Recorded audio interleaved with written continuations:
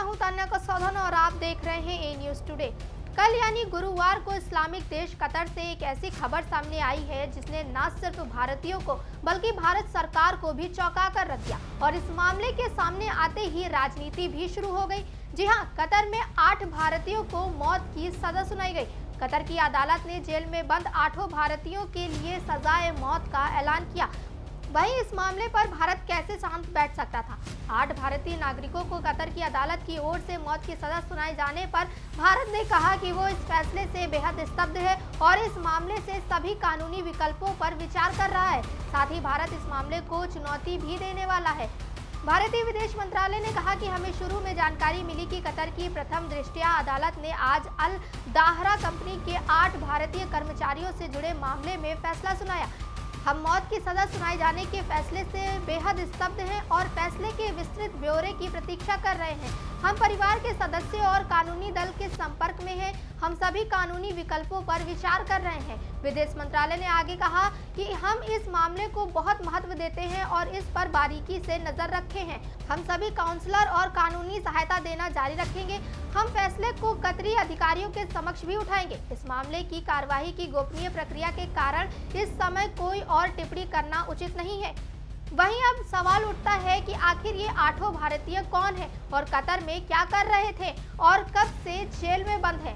तो चलिए हम आपको इन 8 भारतीय नागरिकों के बारे में थोड़ा विस्तार से बताते हैं। दरअसल कतर की अदालत ने जिन 8 भारतीयों को मौत की सजा सुनाई है वे सभी भारतीय नौसेना के पूर्व अधिकारी रह चुके हैं। ये 8 नौसेना के पूर्व अधिकारी पिछले साल यानी अगस्त 2022 से ही कतर की जेल में बंद है।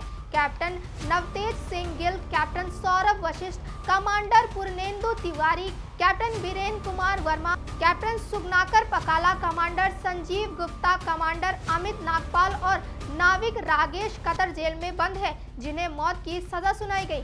वे सभी Dahra global technologies and consultancy services में काम कर रहे थे जो एक ओमानी नागरिक रॉयल ओमानी वायुसेना के सेवानिवृत्त स्क्वाड्रन लीडर के स्वामित्व वाली एक रक्षा सेवा प्रदाता कंपनी है। हालांकि उनका क्या गुनाह है अब तक ये बात पता नहीं चल सकी है। बताया गया है कि उनके खिलाफ आरोपों के कतर के अधिकारियों ने सार्वजनिक नहीं किया है। वहीं इस मामले पर राजनीति होना तो लाजमी है। जी हां, विपक्षी पार्टियों ने इस मुद्दे पर सरकार को घेरना शुरू कर दिया है। उनका कहना है कि उन्होंने संसद में जब इस मुद्दे पर चर्चा की तो सरकार ने इसे गंभीरता से नहीं लिया। कांग्रेस, AIMIM समेत सभी दल इस पर सरकार को घेर रहे हैं। AIMIM चीफ असदुद्दीन ओवैसी ने कहा कि प्रधानमंत्री नरेंद्र मोदी को सभी पूर्व कर्मियों को वापस लाना चाहिए।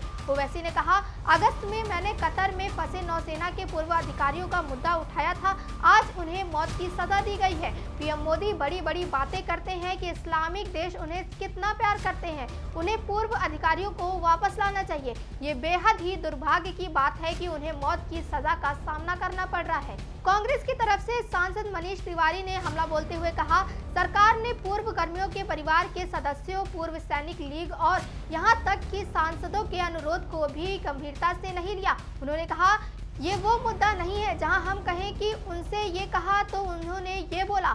8 बहुत ही ज्यादा सीनियर कर्मियों की जान दांव पर लगी है। उन्होंने कहा, उनके परिजनों को कभी ये नहीं बताया गया कि उनके ऊपर क्या आरोप है। मुझे बताया गया है कि उनके बचाव के लिए नियुक्त वकील भी परिवारों के साथ टाल मटोल कर रहा है।